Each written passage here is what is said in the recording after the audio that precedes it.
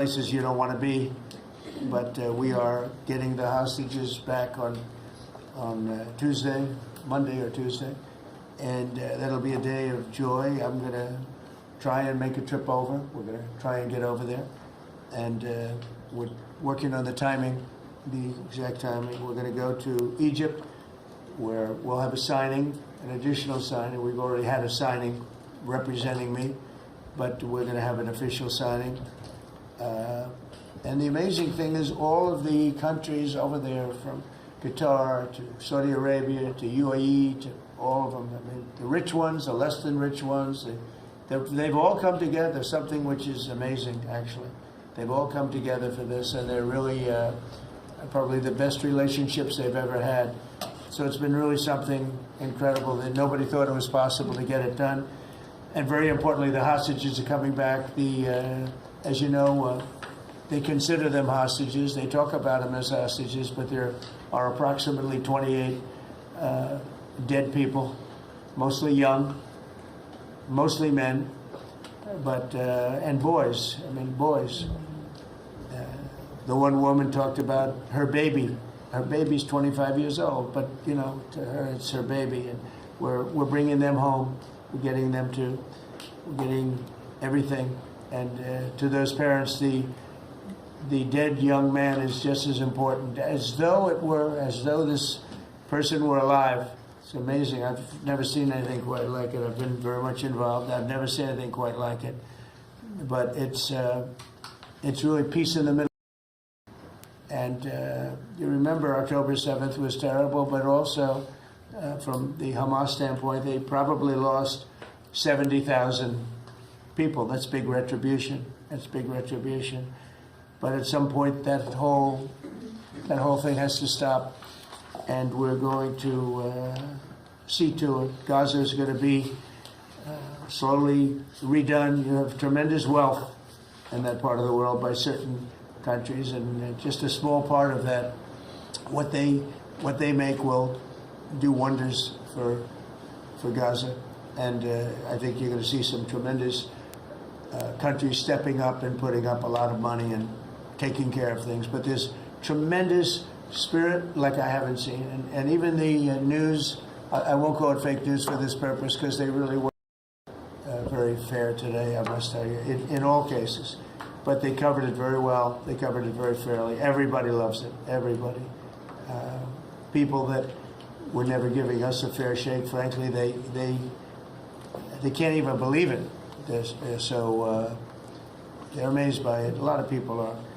But it was just everything came together. I think the attack was very important on Iran, because let's say that didn't happen, they'd probably by now have a nuclear weapon, numerous nuclear weapons, and therefore, even if we signed a deal, there'd be a big dark cloud over it, and it wouldn't be the same thing. So Iran's different, but Iran wants to work on peace now. They've informed us, and they've acknowledged that they're totally in favor of this deal. They think it's a great thing. So we appreciate that, and we'll work with Iran. As you know, we have major sanctions on Iran and lots of other things. We would like to see them be able to rebuild their country too, but they can't have a nuclear weapon. So I want to express my tremendous gratitude to the leaders of Qatar, Egypt, and Turkey for helping us reach this incredible day and for being there. They were there with us all the way. And of course, as you know, Saudi Arabia and Jordan and so many. I will tell you, President Erdogan was personally involved in dealing with Hamas and some of the others. He's been great. They've all been really amazing. Indonesia's been amazing. Indonesia's been fantastic. The whole world has come together for this. People that didn't get along, people that didn't like each other, neighboring countries that frankly didn't like each other, but now it's just this moment in time. So we look forward to welcoming the hostages like you can't believe home to their families, and that'll take place early next week. We hope Monday or Tuesday.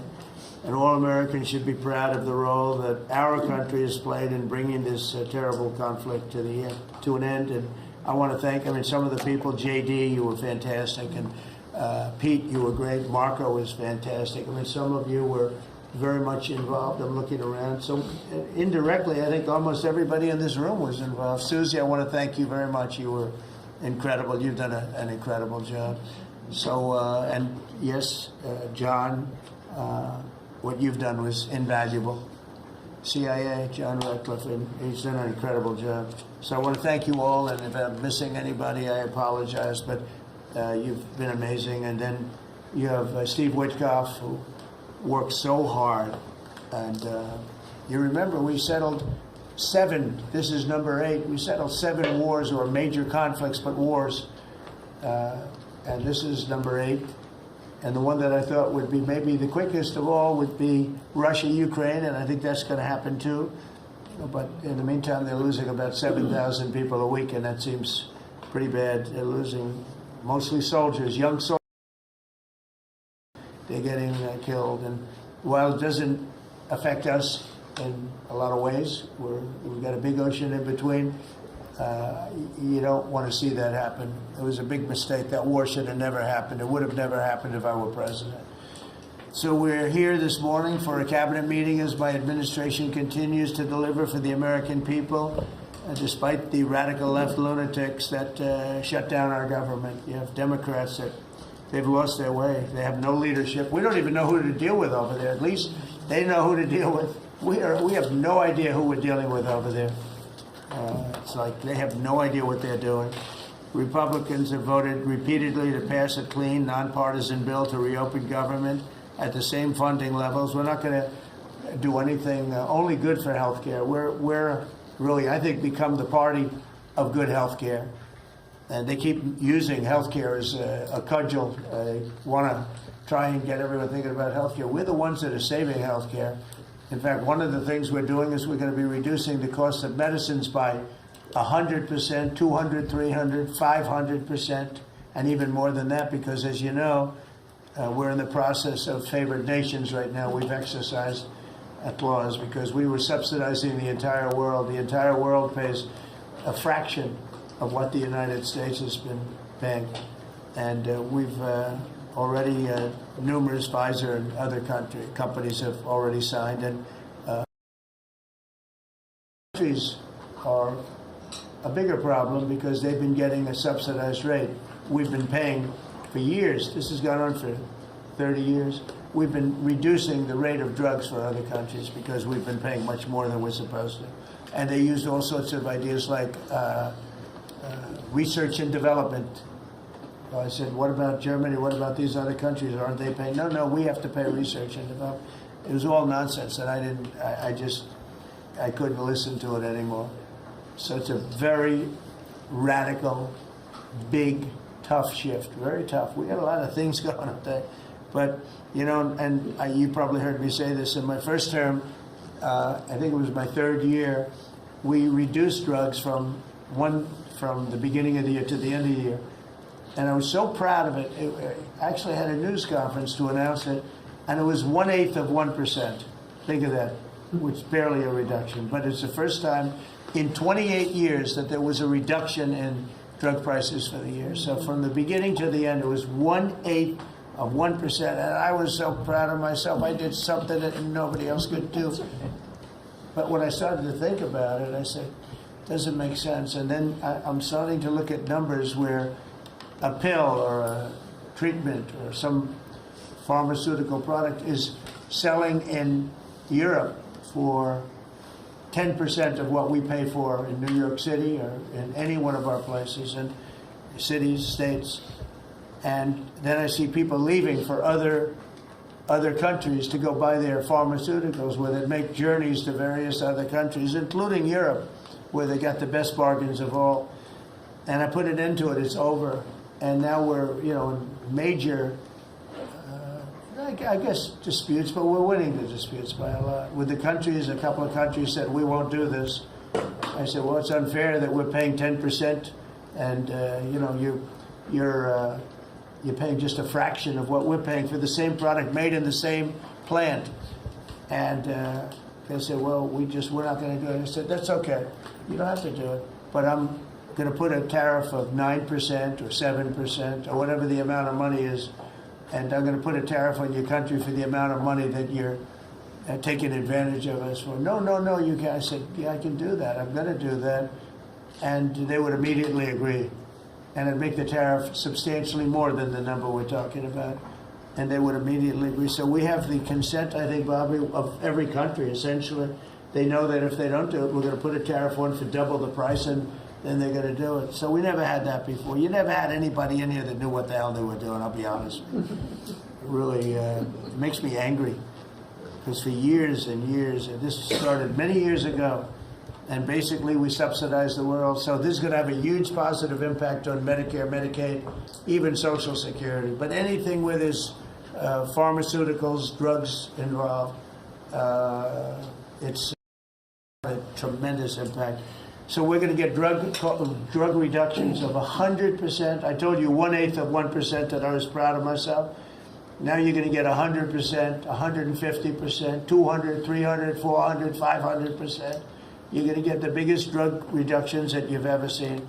And they're already, I guess they're starting to kick in, but we've made deals with numerous companies and we're going for the full ball. We want whatever the price is. So that would mean that the world price, because the world is bigger than the United States, a lot more people, but the world price will go up a little bit and our price will come down a lot.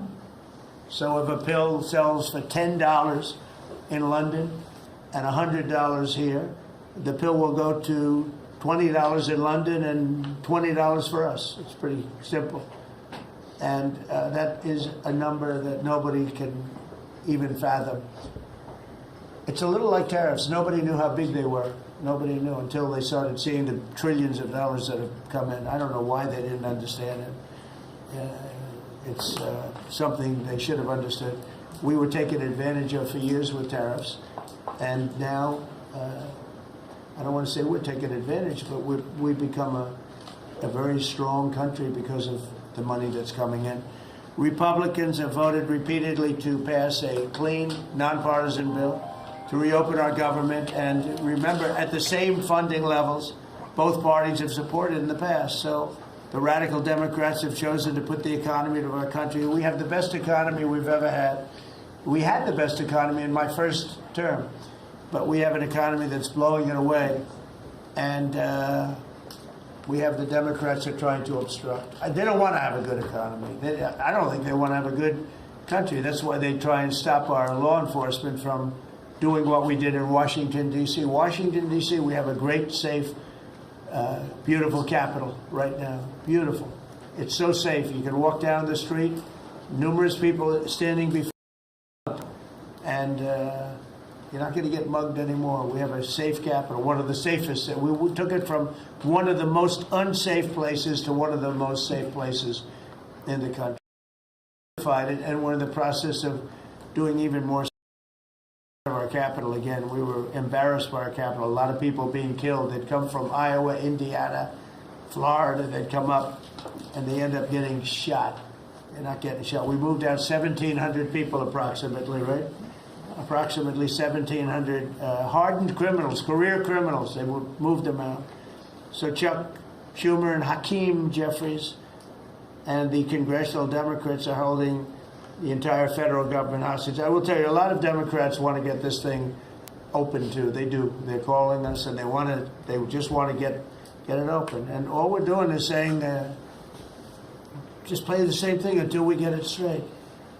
And they don't know how to go about it. I mean, and the problem is we really don't know who the hell is leading the Democrats. You have this AOC. I don't know her at all, but I watched her the other day. She said, well, if they want, they could come to my office. That's not leadership, you know. The only one that challenged her actually was Nancy Pelosi. Nancy's not looking too good. I don't know what happened to Nancy, but she's not looking great. But she was the only one. I give her credit. She was the only one that challenged her. But AOC said that they can come to her office and negotiate. The Republicans, and we're saying, oh, I didn't know she was in leadership. But she's taking Hakeem Jeffries' place, and Schumer's afraid that she's going to run against him. And right now, I don't know. He can change. Life is crazy, right? But right now, he can't beat. I don't think he can beat anybody.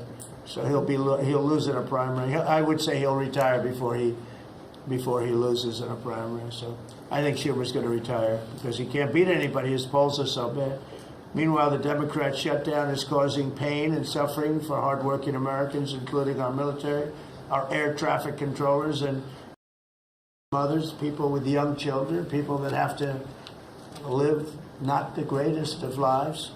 But we're doing so many tax cuts. We've cut their taxes. The great big beautiful bill, we've cut their taxes at levels that nobody's ever seen. I mean, no tax on tips, no tax on Social Security, no tax on overtime. It's been a great thing for a lot of people. They're doing great. Despite all of the damage that it's caused, the shutdown has been, pretty damaging. I mean, it's not yet because it's early, but it gets a little bit worse as it goes along. And we'll be making cuts that will be permanent. And we're only going to cut Democrat programs. I hate to tell you. I guess that makes sense. Democrat programs. But we're going to start that, and we have Russell who can talk to you about it if he wants to, but we'll be cutting some very popular Democrat programs that aren't popular with Republicans, frankly, because that's the way it works. They wanted to do this, so we'll give them a little taste of their own medicine. But Chuck Schumer proclaimed this morning that every day gets better for them. No, every day it's actually getting worse for them. And they're having a rebellion in the Democrat Party because they want to stop. And if you saw all of Schumer's, I watched last night like 10 different times over the years, he said, you can't shut down government, you can't shut down. And now he's the one that shut it down. So this is a confession that he's acting not to serve the people, but to serve the partisan interests of his party. And I don't think he's serving them well because they're way down. Look, they just lost an election in a landslide. It was interesting. I watched Kamala, who's a sad figure.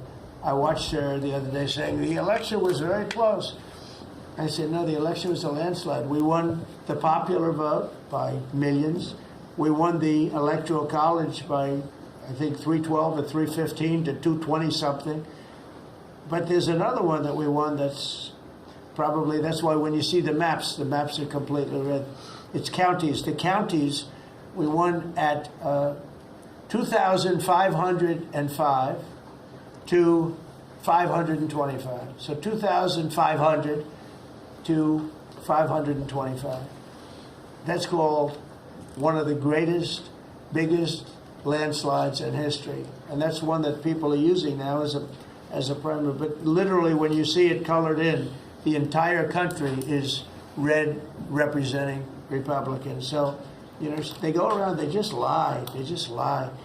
And everything's a big lie with them. Well, the other side, and the other thing I don't understand is, Kristi, I looked at crime numbers in Chicago. They're through the roof. And I have a governor who stands up every day and tells us how wonderful Chicago is. It's just a lie. It's like a con job. It's like Gavin Newsom. He says how well he's doing in California, and they're doing terribly. Population's getting smaller. People are leaving. And other people are coming in, and, I wouldn't say it's an even trade. While the other side is focused on playing games, the Trump administration is focused on creating jobs, bringing down prices, and we've really brought them down a lot. That's the other thing. We're bringing down prices a lot. We're bringing down grocery prices, but the big thing is energy. When you bring down energy, everything comes down, and the energy prices are way down. I see we're down to about $61 now a barrel. And what gasoline's going to be, I think gasoline's going to be below $2 at some point in the pretty near future. It's very low, much lower than it was under Sleepy Joe. And we're restoring law and order in our country. We're restoring it here, but we're restoring it right now. We're in Memphis. We're going to Chicago. We're going to other cities. Many governors are asking us to, including Democrats are trying to ask. I don't know what the big problem is. If I were a Democrat governor, I'd be saying, whatever you can do to get crime down, I'll take anybody. You can bring them in I don't care who it is. A lot of people said that. They interviewed women, these beautiful women in Chicago, black women with a MAGA hat, a red hat. They said, we don't care who he brings in here, but this place is really dangerous. We just want crime to stop. It's true. They don't care. They don't differentiate between the National Guard and the Marines. They don't care. They'll take anybody. And that's the way it is. I mean, they want to see They want what we did in D.C., they want to happen to them. And it's happening in Memphis already. It's still, I see in less than a week, the numbers are really good. And it'll be great, and it will fix that. We'll go to various other places, and we're going to be stopping crime in our cities. And we won't get credit for it, but it's a great thing. We've launched a historic campaign to take back our nation from the gangs and the street criminals, violent repeat offenders, illegal alien lawbreakers, domestic extremists, and savage, bloodthirsty cartels. And very little, by the way, is coming in by water, in case you haven't known. The drugs aren't coming in by water. In fact, we can't even find any boats in the water anymore. We had boats, we were like a subway train loaded up with drugs. Every single boat that you see getting taken out kills 25,000 Americans.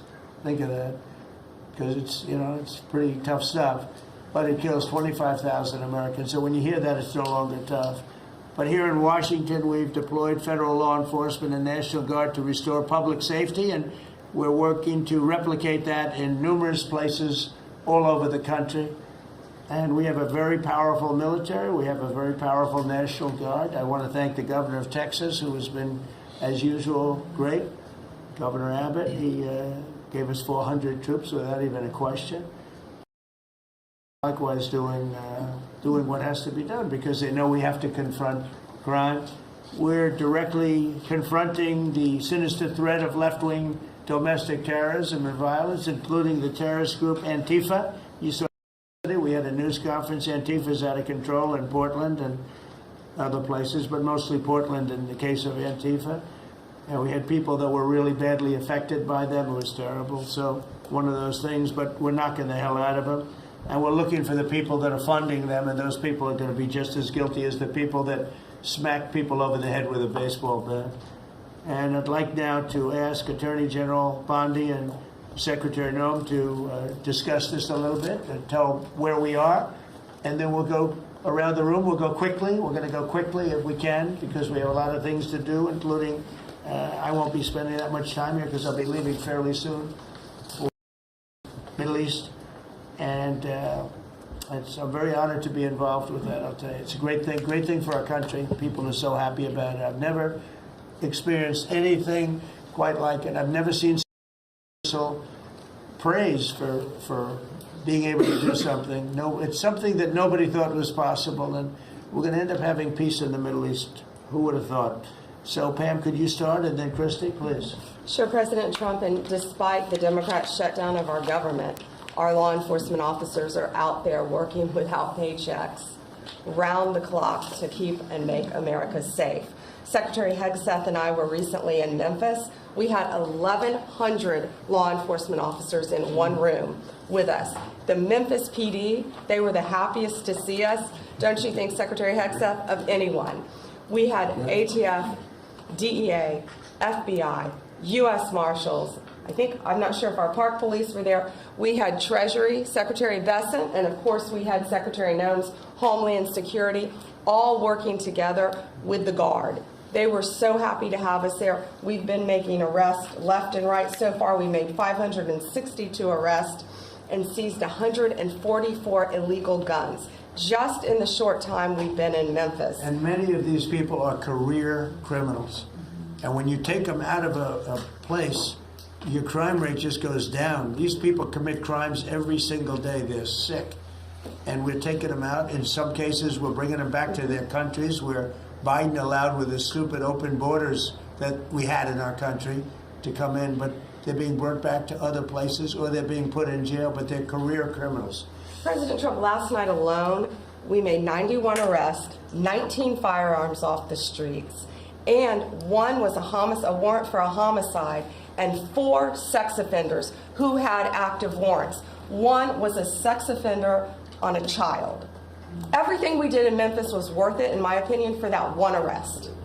Think about that. We got a child rapist off the streets, but yet we've made 562 arrests and still going strong in Memphis. Just what we did in D.C. But it's because it's all of us. It's a team working for you to make America safe, all together, round the clock. Thank you very much. Thank you, Pam. Thank You're doing you, a great President job. Trump. And it's amazing that we're not getting cooperation from Democrats. It's like it's a new issue. You know, we have all the old issues of the wall and the border and all of the things, men playing in women's sports who they still want that, transgender for everybody. All these issues are so crazy, but we have a new one. It's called crime. We stop crime and they allow crime. They want crime. It doesn't make sense. I think it's as ridiculous as the other things that we talk about all the time. But I've added it onto our list, a 5-letter word called crime. We stop it, and they actually incite it. It's crazy. You would think they'd want them. You'd think they'd want Kristi and Pam and all of the people. If we needed the military, people will be there. We've got a massive military. We have the best numbers we've ever had for recruitment. We have a lot of people now. We have people that can't get into them. In a great economy, want to be soldiers. Even think about it. Same thing as with police and firemen, everything. They want to join. They're proud of our country again. Kristi, go ahead, please. Well, sir, thank you for your leadership and for deploying all of government to help us keep our country safe. You have talked extensively about how threatened our ICE officers are, but all out there. And we saw the shooting in Dallas at that facility, so we're hardening all of our buildings and making sure that we have more security measures, snipers on the roof, people to protect our law enforcement while they're out there on the streets. But what I'm also doing, sir, is, and with your authority, is we're purchasing more buildings in Chicago to operate out of. We're going to not back off. In fact, we're doubling down, and we're going to be in more parts of Chicago in response to the people. And then I was there a few days ago and looked at some facilities that we can deploy more law enforcement out of. Because what they're trying to do with these riots and violence is distract us and keep us from going after those murderers and rapists that are out in the streets. And then I was in Portland, went out and back on Tuesday, and met with the governor, with the mayor, met with the chief of police and the superintendent of the highway patrol. They are all lying and disingenuous and dishonest people because as soon as you leave the room, then they make the exact opposite response. So we're looking at new facilities to purchase. They're in Portland too, and we're going to double down. And I told them if they didn't meet our demands for safety and security on the streets and work with us, then we were going to bring in more federal law enforcement. So I want to thank Pete and the Department of War for all their help. They've been fantastic. But while we fight litigation and work with Pam on that, we're going to send more of our resources and men and women out there to keep everybody safe. So no worries. What we see in D.C. and what we see in Memphis for benefits for people in the safety and security, we'll see that in Chicago and Portland. And the numbers in Memphis, it's only a week, but the numbers have been amazing, I understand. That's exactly right. The crime numbers are way down. Fantastic. And it shows what a partnership can be between local law enforcement and the federal government. And if we have to do it the hard way in Portland and Chicago, we will. But the people demand it. And President Trump, my lawyers are in court right now as we speak for you, arguing in Chicago and Portland to keep them safe, to bring in the guard. The government doesn't want it there, but we do keep their citizens safe, thanks to you. The people want it. I don't understand the politics of it. I don't understand why Pritzker is trying to protect people that are really bad. They're more scared of the anarchists that are on the street and the politics of it than they are of doing the right thing. I think they're afraid. Yeah, I think they're threatened. They don't tell us, but I think Pritzker's threatened by people. There's no other reason that this could be possible, that they don't want to have a safe Chicago. And we can solve the problem very quickly. And we're doing that anyway, regardless of if he doesn't want it or if he does want it, we're doing it anyway. So make sure. I asked the mayor that himself. He said that Portland was perfectly safe, a beautiful city, no problems. And I said, well, why did you clear the streets for me today then and build out a 4-block radius to make sure I could get in and out of here? And these people on the street screaming death to ICE. There's graffiti that says Molotovs melt ice. We have the guillotines. We're going to use them. Portland's almost different. It's like anarchists. It is. It really is. You know, it's really different than a lot It's of the awful. others. This is a sick situation, but those are anarchists. Those are people that want to overthrow government. They're really degenerates. And we're finding out who is supplying all of those beautiful signs and everything Well, else. Scott's been fantastic. His team finding the financial networks is great. That's what Okay, gives everybody Scott hope. will do that. That's easy for Scott. We got a great team, sir. That's good. You could talk a little bit about what's going on, and Well, go ahead. yeah, Mr. President. I don't know if one day perhaps the entire story will be told about the events of yesterday, but suffice it to say, it's not an exaggeration that none of it would have been possible without the President of the United States being involved.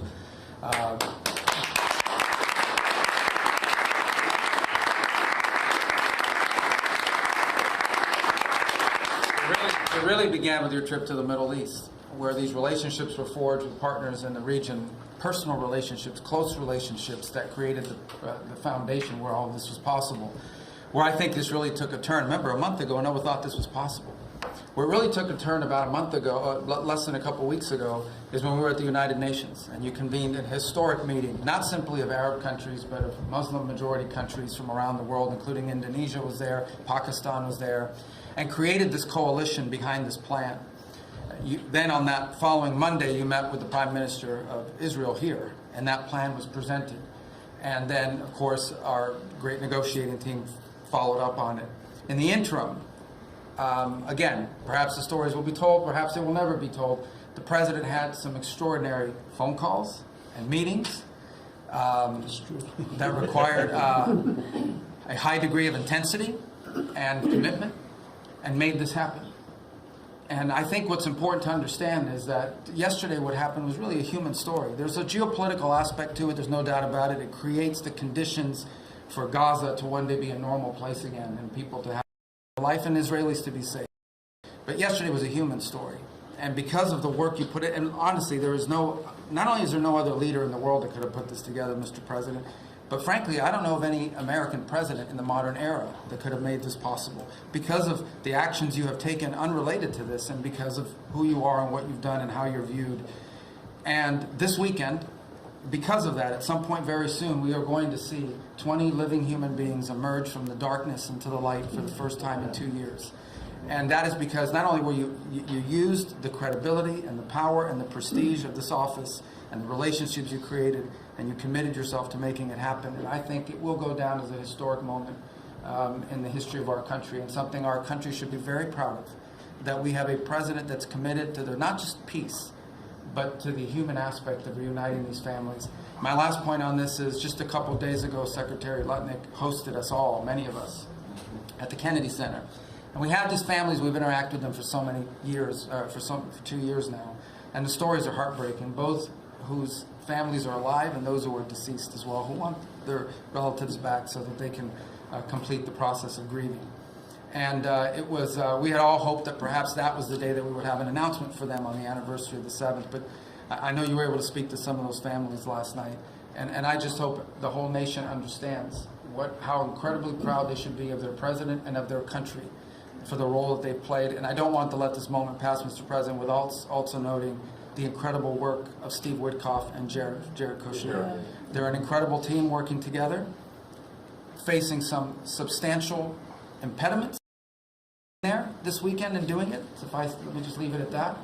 And they've done a great job on your behalf, Mr. President. They deserve a tremendous amount of credit. But thank you for what you've done for the world. For the world. Thank you very much, Rose. I appreciate it. I think because we have a very busy day with all that's going on, what we'll do is maybe just a few of you raise your hand if you'd like to say something don't talk too long, Doug. He's doing such a great job. So good that he could talk all day. That's the problem, right?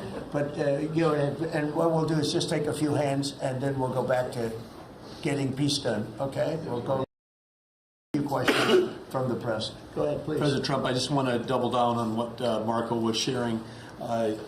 Such a remarkable accomplishment. Agree that no other president could have done this, but what set the groundwork for you able to do that? When you took office on January 20th, you made a 180-degree turn in our military strength with Pete's leadership. You were the master class in peace through strength. So militarily, we've completely turned around. We've demonstrated that through execution against Iran and others, that we have force. We want to end wars, but we use power if we have to.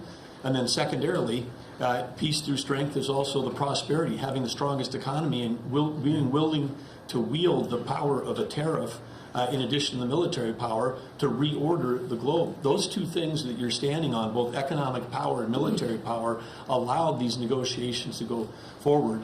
And I think as you've described the importance of these economic negotiations and all the trade deals, but that also begins with another 180-degree turn, and that was a 180-degree turn on energy.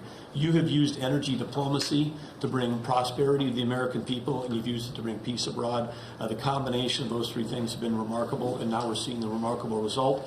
And we got one more that I know you want to end with Russia and Ukraine. Energy is going to play a key role in that. And now with this historic agreement, we're in a position working with the Middle East to also end the Russian-Ukraine conflict. So again, congratulations. Thank you very much. I appreciate it. Maybe I'll go to you for a second. You can just cap out what he said about the military, how well we're doing and how big it is and how strong it is. Mr. President, you're exactly right. At the War Department, you don't get peace without strength. And our job is to be the strength part of the equation and deliver that when necessary, as you demonstrated with your Order of Midnight Hammer, and the entire world saw. And I just want to echo what Marco said. It is a personal honor to be able to witness the way we negotiate. I wish people had a full understanding of what that looks like, that historic nature. A lot of us vets, the Vice President, Lee, Doug, probably after decades of war and the chaos that was unleashed through reckless and foolish American policies, never thought this kind of peace would be possible. Yet, with your strength, with your ability to wield trade negotiations, personal relationships, to open up that opportunity is truly historic on the world stage. And it creates a whole number of other cascading effects. And watching Marco and the Vice President and Steve and Jared, the CIA director, everybody come together to make it happen. You've formed a phenomenal team, Mr. President. And at the War Department, our job is to make sure if and when there's question about American commitment, the whole world knows we've got the biggest, strongest, most lethal, and most ready War Department in the world, which is true, which is why we saw record recruitment in 2025, Mr. President. The first 2 weeks of 2026 already blows that out. FY 2026 already blows it out of the water. Has already met its year-long goal in the Marine Corps in 2026. 2 weeks. Okay. You can't. There's no other way to create that kind of love and enthusiasm than with your leadership, sir. And it is an honor to work with Pam and with Kristi and the cities across the country to make sure American citizens and law enforcement are protected with our National Guard. But that's a core mission. And last thing, Mr. President, on the southwest border, the first group that rotated in to lock down that border to 0 crossings is now rotating out, and with a new border medal, the Southwest Border Medal, or it's actually called the Mexican Border Medal, revived from 1918, that will be pinning on their chest. So thank you for renaming the department, and we're trying to live up to it every day. Thank you, sir. I mean, think of this. We have record numbers of recruitment. 1 year ago, there were stories, front-page stories, so we couldn't get anybody to join the Army, Navy, Air Force, Marines, Coast Guard. My beautiful, I call it our beautiful Space Force. I love our Space Force. It's turned out to be very important. But we couldn't get anybody to join. Nobody wanted to join, including our police and fire. They didn't want to join anything. Recruitment was embarrassing. We couldn't get anybody. And now we're brimming. Now it's, and they're getting in based on merit now. A soldier's a soldier. They come in now based on merit, not based on woke stuff that anybody can qualify. You have to qualify for jobs. You have to qualify for certain types of jobs. And it's amazing. So we were embarrassed a year ago. Think of it, a little bit more than a year ago. A year ago, I think it stopped on November 5th. I think it really started, this all started on November 5th, the election day. But now everybody wants to be in. We have an overabundance, and maybe we should raise it a little bit. I don't know. I like that idea, sir. But we could raise it. But we have so many people want to join, and they're proud of our country again. JD, could I ask you to say a few words? Yes, sir. So just a couple of things. Mr. President, first of all, congratulations on yesterday. It was a big day. To Marco, to Susie, to the entire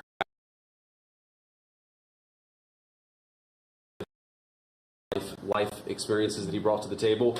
He also, of course, knew one of the most famous Palestinians in the world, Chuck Schumer. And I think without that background of knowledge, it would have been impossible to get us to this point. Second thing I want to say, just on Chuck Schumer, the president mentioned this, that Chuck Schumer said this has been very good for us this morning about the shutdown. One of the things that we talked about before all the media came in, and that all of us are going to work on for the rest of the day, we've been working on for days, is how to make the shutdown as painless as possible on the American people. So while Chuck Schumer brags about this being good, and I think the president is right, it's not good for him politically as much as he might think that it is, it's causing real consequences for the American people. There's a low-income food program, the WIC program, that my mom actually used when I was a baby. That program is about to be underfunded and is about to get cut off because Chuck Schumer won't open the government. We have troops. The Secretary of War mentioned how well we're doing on recruitment. We're trying to figure out how to pay our troops because Chuck Schumer is shutting down the U.S. government. There are veterans benefits that are going to suffer. There are Americans that are going to suffer because Chuck Schumer refuses to do his job. So while we're all celebrating this incredible success that we've had on the world stage, the country could be doing so much better if Chuck Schumer did his job and opened the government. Every single Republican, except for Rand Paul, has voted to open the government. A few moderate Democrats, to their credit, have voted with us to open the government. We just need 5 more Democrats to come to their senses and let the people's government serve the American people. I hope that they'll do that. Thank you. Thank you, sir. Chris, what's it? Yeah, to follow up on that point, Mr. President, the Democrat or Schumer shutdown did not begin 8 or 9 days ago. It began 8 or 9 months ago with your inauguration. For the first time in American history, every Senate confirmed appointee who were our deputies to run our department, every one of them has been filibustered. One of the critical parts of my department is the National Security Administration. It maintains, manufactures our nuclear weapons and our engines for nuclear submarines and nuclear aircraft carriers. We are a key supplier to Secretary of War Pete Hegseth. They filibustered, the Democrats filibustered the leader, the administrator of the National Nuclear Security Administration, would not let him come into my department until the Republicans 2 weeks ago changed the Senate rules so they could confirm him and we could have a leader. They filibustered the leader. Now they're filibustering the funding. In the next 6-7 days, we're going to run out of funding, and the retooling of our nuclear stockpile, the ultimate guarantor of our sovereignty, is going to be underfunded, and we're going to have to slow down and creep to a crawl these efforts. Just incredibly irresponsible for Schumer to worry about his own reelection and not the 340 million Americans that count on the efforts of our military and all of our departments. It's truly offensive, and we need to bring it to an end as soon as possible. Let's open the government back up. And you're doing a great job. Thank you very much. Bobby, did you want to say something? You got a lot of things happening. A lot of things. A lot of very positive things, actually. Mr. President, I'm glad you're getting accolades on the Mideast Peace Agreement. You should also get bipartisan accolades on the MFN agreement. It is a historic agreement that's going to benefit every hardworking American. It's going to lower the price of drugs for every American. By the time this administration is over, we will have 95% of the drugs in this country will be the lowest price in the world. It immediately begins to affect Medicaid, Medicare, Social Security, the other government programs. I remember when I went through the confirmation process, and the principal preoccupation of the Democrats during that process was whether I would continue the IRA negotiations on drugs. The Democrats negotiated 10 drugs. I'm supposed to negotiate every year 15. The 10 that they negotiated, they claimed to get a 22% reduction, but it was a lie. It was 22% under the list price, which was actually higher than the price we were getting. Medicaid, Medicare ended up paying more for those drugs than they were paying beforehand. They only got a benefit on one drug. One was tied. 8 of them were lower. So they should be applauding what we're doing now. We're doing something that every administration, Democrat and Republican, has been saying that it was going to do for decades, and you got it done because you understood the power of the tariffs. We had leverage over these companies. And you did it in a way which you asked us to do, to negotiate in a way that was not going to stifle innovation, that was going to make sure that those companies could bring their production home, and they're doing that. And it was a profound success. It will affect every American for 100 years. And you should be getting bipartisan accolades on that. I'll say one other thing about Tylenol, only because of this. This morning before I came in here, somebody showed me a TikTok video of a pregnant woman at 8 months pregnant. She is an associate professor at the Columbia Medical School. And she is saying F Trump and gobbling Tylenol with her baby in her placenta. And the level of Trump derangement syndrome has now left the political landscapes, and it is now in the realm of pathology. And a mother could overwhelm millions of years of maternal instinct to put her baby at risk. And all you have to do is look at the studies which you and I talked about. It's not dispositive that causes autism. It is so suggestive that anybody who takes this stuff during pregnancy, unless they have to, is irresponsible. There are 15 rodent studies. Every one of them shows if you give it to the mother, the babies, and particularly the male babies, have profound neurological and behavioral changes. There is a study from Johns Hopkins on cord blood where they divided women into 3 categories: those who had the least acetaminophen in their cord blood, and those who had the most. The ones with the most had 3.6 times the rate of autism in their children. The middle category had 2.2 times, so it's a dose-related response. And there are dozens of studies that show the countries that use the most have the highest level of autism. Cuba has the lowest level in the world of acetaminophen use, and it has the lowest autism rate in the world. So this is not dispositive. It is not proof. We're doing the studies to make the proof.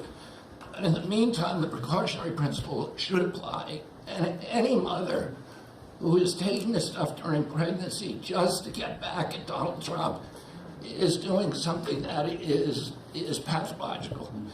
And we're seeing that across the board. I got a lot of other stuff to talk about, but I know we got a short time here. But thank you, Mr. President. You're making our country healthier again. Thank you, Bobby. Could you just say, for the record, state what the autism was, let's say, 20 years ago and what it is today? In 1970, the largest epidemiological study in history was performed. 900,000 kids were looked at. They were looking for autism in Wisconsin children. They looked at every child in Wisconsin who was 8 years old.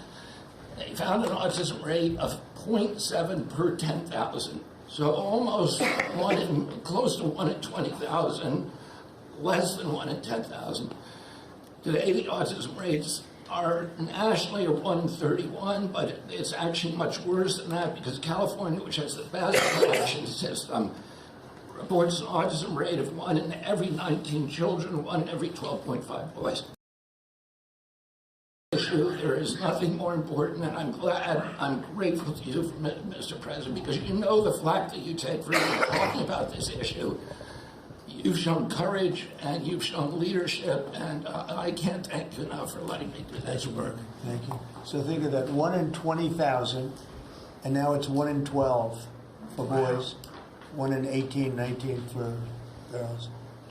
So obviously there's something that's artificially, I think, induced, something, whether it's the vaccines in terms of these massive vaccines that are twice the size of a jar like that, of a glass of water like that, I mean, into a baby's body. And I've suggested get them in doses, get them in, maybe 20%, 30%, but smaller, not such a big. I think, that. Then we had certain recommendations, the MMR, take them separately. The measles is already separate now, and it works out much better, but there doesn't seem to be any impact if you take it separately. If you take it as a combination, it's not so great. And some other things, but I would say don't take Tylenol if you're pregnant, and when you're, don't give it Tylenol. If you can avoid it at all, just don't give it Tylenol. I'll say this. Really, also, what do you have to lose? You really don't have much to lose. Yeah, go ahead. There's also there's many other confirmation studies. There's 2 studies that show children who are circumcised early have double the rate of autism. And it's highly likely because they're given Tylenol. So, none of this is positive, but all of it is stuff that we should be paying attention to. But, there's a tremendous of proof or evidence, I would say, as a non-doctor, but I've studied this a long time ago. I met Bobby in my office 20 years ago, and I was a real estate developer. It bothered me that it seemed to be getting worse, but it's so bad now when you hear these numbers. It's not even really sustainable. I don't know how people do it, but there is some very strong evidence on Tylenol. In fact, at one point, I guess the company gave a warning. They still don't recommend it during pregnancy. That's the weird thing. They're not recommending it, and that's the company itself. So just don't take it. Don't take it. If you're a woman, don't take it, and don't give it to the baby when the baby's born, and I think that's going to have an impact. But I'd also get the shots in smaller doses. There are a few things, we gave a few things that just seem to be, and I think you'd get that number way back up. Think of it. You have 1 in 20,000, and now it's not even believable when you think that 20,000 drops to 12 children. So that's induced by something that's given or taken, and it should be able to be stopped. And you're talking about the Pennsylvania Dutch, you were talking about the Amish, where they don't take any of this stuff, and they have virtually none, right? They have no autism. So we're doing something very bad. Somebody's been given some bad things. Other countries, by the way, we have 82 vaccines that we give simultaneously. And I'm a vaccine believer, by the way. I believe in the polio vaccine. I believe in a lot of vaccines. But when you give 82 vaccines in a shot to a little baby that hasn't even formed yet, it's a lot of vaccines. And in Japan, they give a much smaller number. In Germany, they give a much smaller, like 28 vaccines. That's a lot too, but 28 is a lot different than 82. So, but I would say on the Tylenol, don't take it, and that will be. I think it's going to be a big factor. I think it'll be a very good result, and I hope we're going to be able to see that result in the not too distant future. Because certainly, people have heard us loud and clear. That's why I bring it up again. That's why I asked you to talk about it. Because this is a horrible thing. And if you don't take it, I mean, you have to tough it through sometimes. There are other things you can do, but you have to tough it out. It's easy for me to say. But I think you're going to see numbers that it'll be so significantly improved, and maybe fully improved. I mean, there's something there. There's something going on, and we have to address it. And so I'm addressing it the best I can as a non-doctor, but I'm a man of common sense. Okay, any other questions? I'd like to comment on the Yeah, workforce. please. Mr. President, a lot of people are calling to give you the Nobel Peace Prize after this peace deal that you managed to achieve in the Middle East. First of all, your opinion on that, and I was wondering about your trip to the Middle East, if you can tell us if you're considering to speak at the Knesset, at the Israeli parliament. Well, they asked me to speak at the Knesset, and I've agreed to. If they would like me to, I will do it.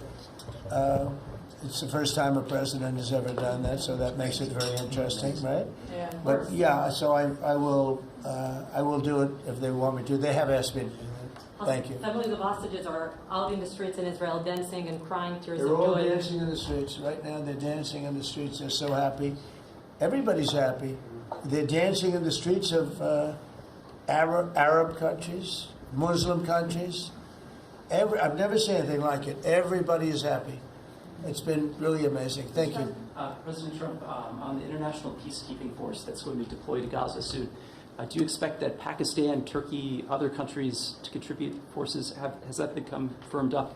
And also on the shutdown, it seems like in the House there's a majority support for a temporary extension of the Obamacare subsidies, perhaps minus the funds for illegal immigrants. Is that how you see the deal to end the shutdown happening? Well, I see the deal just getting extended as we continue to talk. But we're willing to pay because we're paying. It's very simple. We're paying. And the Democrats are the ones that caused this problem. And it's a big problem for them. And they have a lot of break in their ranks. But so I see that, I think that'll get worked out. But we want to get back before we do this. We don't want to have a gun held to our head. We don't like that. And the public doesn't like it either. So we want to get back. And I think it's going to work out. I think it's going to work out very well. It's something that shouldn't have happened. This was supposed to take place before the election. You know, this was supposed to take place on September 28th before the election. We shouldn't even be talking about this right now. This is actually something that shouldn't have even happened. Yeah, please. Mr. President, looking ahead, what guarantees Hamas disarms and that Israel doesn't resume bombing once the hostages Well, are the first thing released? we're doing is getting our hostages back. Okay, and that's what people wanted more than anything else. They wanted these hostages back that have lived in hell like nobody has ever even dreamt possible. And after that, we'll see. But they've agreed to things, and I think it's going to move along pretty well. But what is phase two? When does it I'm not begin? going to talk about that because you sort of know what phase two is, but there will be disarming, there will be pullbacks, there will be a lot of things that are happening. You know, I gave you a whole list of 22 different things that will take place. And I think it'll take place, and I think you're going to end up with peace in the Middle East. But we have to get our hostages back. And we weren't going to do it at the end. We're going to do it at the beginning. We said we want them at the beginning. We're not doing it. You know, we got the hostages back. We did, as a group, with Steve and Jared and Marco and me and all of us. We got the hostages back. We got many of them. Many, unfortunately, were dead. But we got many back that are now living with their families, with their parents in many cases, and with their husbands, families, wives. Many of them, they celebrate all over. They're the ones that are celebrating the loudest. They're all over. There are a lot of them that we got out. But the last 20, and I always said the last ones are going to be the most. It's been a very big deal getting the hostages out, but the rest is going to take place too. And can you promise Palestinians they will be able to stay? Well, they know exactly what we're doing. We're going to create something where people can live. You can't live right now in Gaza. The place is it's a horrible situation. Nobody's ever seen anything like it. So yeah, we're going to create better conditions for people. Yeah, please.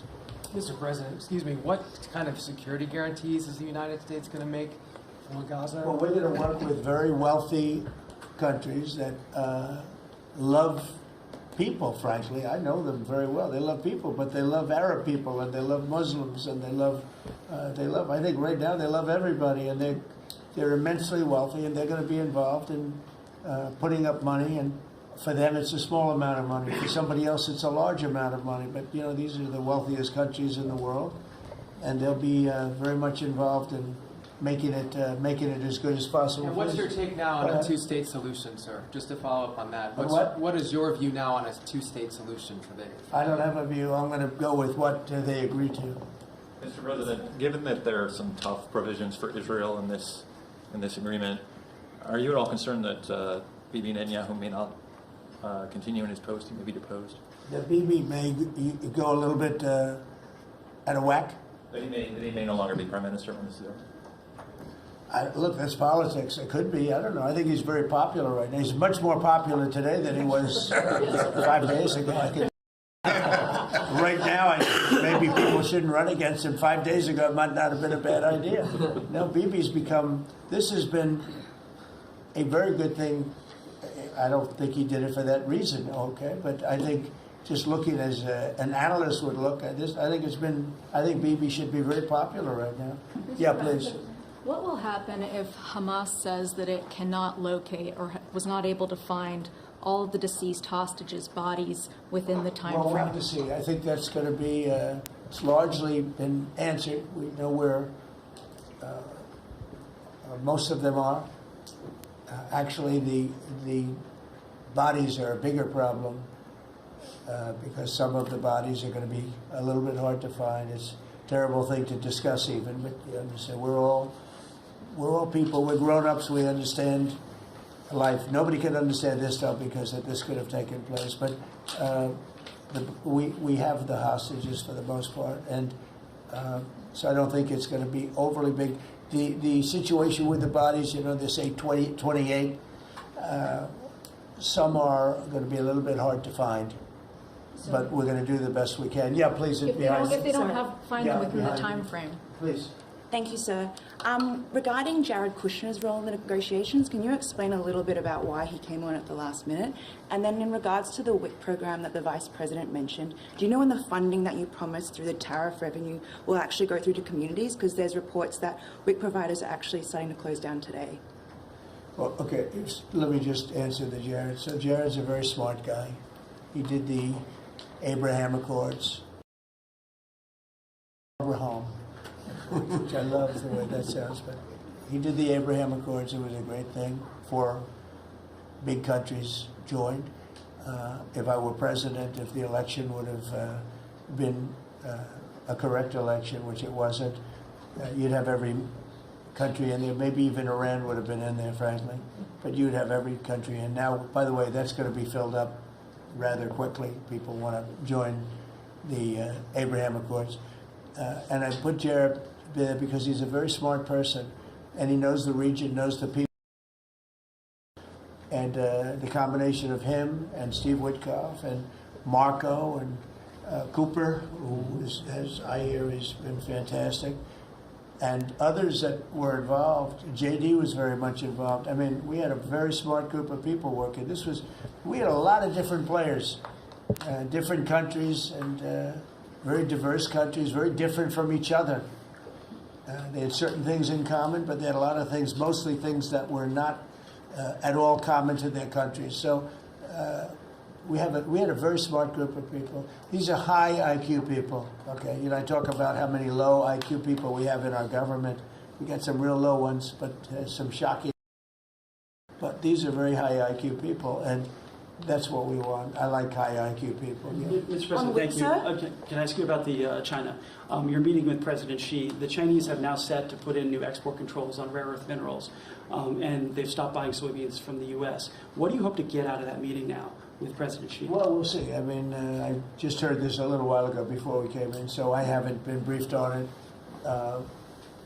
The export, I mean, look, we have the ultimate export. We have import, and we have export. We import from China massive amounts, and maybe we'll have to stop doing that. But I don't know exactly what it is. Neither do you. Neither does anybody. It's a little bit soon. I just heard about it. So Scott and Howard will figure that out, and I'm sure we'll be able to handle it. Can I ask you about the soybeans? What is the plan to help farmers? Is it direct checks? Is it tax? Have you sorted that out yet? Well, what happens with soybeans is we're going to see more and more, I think, opening up. And part of the reason that we'll be he's got things that he wants to discuss with me, and I have things that I want to discuss with him. And one of the things is soybeans. I had a great deal with China where they would buy $50 billion worth of our farm product and manufacturing and other things, but farm product. And it was going along well. Then when the election turned out to be a rigged election and we had the wrong guy get in there, he didn't do anything about it. I used to call up President Xi every 2 weeks, or I'd call up people in China, say, you got to keep going, you're not buying the amount that you agreed to. And this went on for, ever since we signed the agreement. It was a great agreement. So they used to do 15 billion, and I got it up to 50 billion, 50, and it was great. Then when Biden got in, they just never adhered to the agreement, and nobody in Biden's group, as you can imagine, did anything about it. So it just sat there for 4 years, and they didn't adhere to the agreement. And we, it's hard to go back after 4 years of nobody calling them, but I used to call them every 2 weeks. I'd say, you're a little low, or I appreciate it. Oftentimes I'd say, thank you very much. You are totally adhering to the agreement. But we had an agreement. They would buy $50 billion worth of our product, mostly farm product. And the farm, remember I said to the farmers, buy larger tractors and more land. And that's exactly what happened. They did well. But we do suffer. I'd like you to discuss that maybe for a second, Brooke. Sure. Very quickly, by the way. Yes, sir. But would you just talk about how Biden let us down? Biden, every single thing, every problem the farmer has is because Biden didn't do anything for 4 years. Go ahead. No, I think that's right. This president has been unequivocal in his support of the farmers. First of all, in term one, we worked on it so hard and opened up markets, but especially this term. But here's what everyone has to understand. The farm economy is in a very uncertain time. But that isn't because of the current trade negotiations, although certainly the China part is part of that. But we inherited a slew of issues. First of all, as the president said, when we left Trump 1, we had an agriculture trade surplus. When we came back for Trump 2, it was a $50 billion ag deficit. That isn't everything, that's just agriculture. The second part is the cost of inputs for our farmers increased on average between 30 and 38%, but that includes fertilizer, it includes fuel, it includes interest rates, it includes labor. All of this came about under Joe Biden, a 47% increase in the cost of labor that now Secretary Chavez-DeRimmer and Noem and I are working on. Fuel is coming down, thank you. Interest rates, thankfully, are coming down. A 73% increase in interest rates for our farmers. They couldn't get loans to make sure that they could move forward. So that's all really, really important. And I think we have to realize what the president's commitment is this, that we are moving into an era of rural prosperity, of a golden age for our farmers in rural America. The trade renegotiations and the trade realignment that Jameson and Scott and Howard have led with the president's leadership is unlike anything that's happened in the history of our country. And those that will benefit the most are the original Americans, our farmers and our ranchers. The president has committed, if we need a bridge, he has talked about that to get us from the Biden years to the new Trump era. That's what we're working on every day. We've got to get the government reopened so that we can move forward on that. And once we do, we'll be able to move out a significant program to help our farmers.